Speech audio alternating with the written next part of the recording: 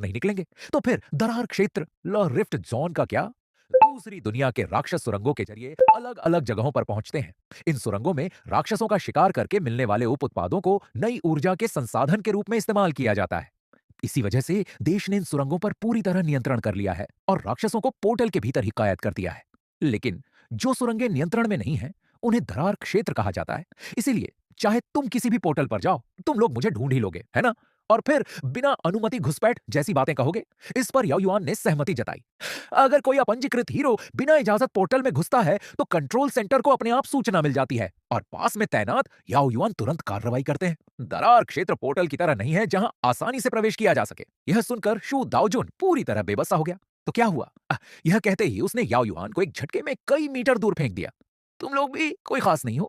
इसके बाद वह पलटा और वहां से चला गया।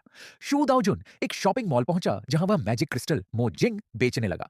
दृश्य बदलता है। 12 low level magic crystal, 16 mid low level magic crystal, 5 high level magic crystal processing fees खरीद मूल्य का 40% है।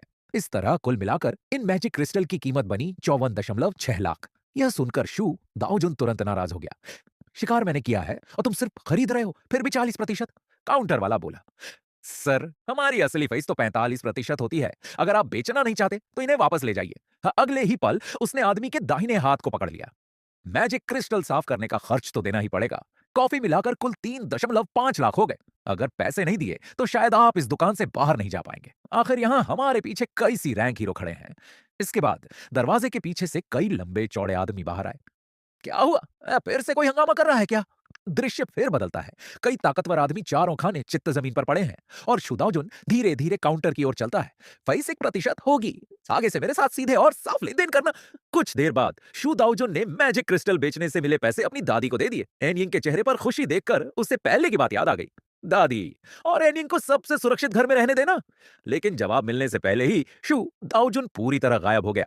जब उसे होश आया तो वह इस दुनिया का शु दाउजुन बन चुका था। एच देश का सबसे सुरक्षित घर कीमत में 110 अरब तक जाता है। हालांकि उसे एक तरफा वादा निभाने की जरूरत नहीं थी, लेकिन अगर इससे उसकी शक्ति वापस आ सकती है तो इतना पैसा कोई बड़ी बात नहीं। दरारें हो, पोर्टल हो या राक्षस, इस दुनिया की हर चीज उस दुनिया से कहीं ज्यादा कमजोर है जो कभी पूरी तरह नष्ट हो चुकी थी। एक तलवार देवता, सोर्ड गॉड होने के नाते यहाँ के राक्षस मेरे लिए कागज जैसे हैं। लेकिन समस्या यह है कि अभी मैं अपनी शक्ति का एक 10वां हिस्सा भी वापस नहीं पा सका हूं।